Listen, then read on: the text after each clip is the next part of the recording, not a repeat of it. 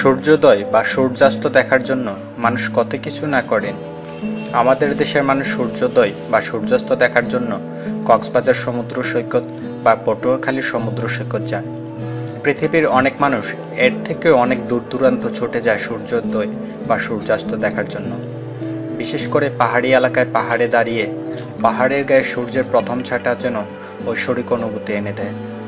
তবে প্রথম সূর্যকিরণ পরে প্রশ্ন করলে অনেকেই মনে প্রথম যে ছবিটা আসবে তা হলো টাইগার হিলের সূর্যোদয়ের ছবি।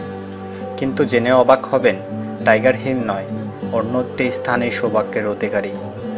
যদিও অরুণাচল প্রদেশ সূর্যকিরণের প্রথম দেখা পায় বলে অনেকেই জানেন, কিন্তু এটি আংশিক সত্য হলেও সমগ্র অরুণাচলকে এর মধ্যে ধরা যায় না।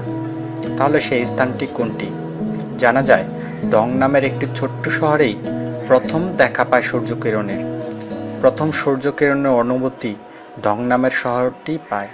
সূর্যের প্রথম আলো যতটা মায়াময় এবং নির্মল তা বোধ হয় আর অন্য কোনো কিছুর সাথে তুলনা করা যায় না। তাই প্রথম সূর্যোদয়ের সাক্ষী হতে গেলে ঘুরে আসতে পারেন ডং থেকে। অবশ্য এই সূর্যের আলোর প্রথম কিরণ পেতে অনেকেই এই ডং শহরে ঘুরে আসতে যান।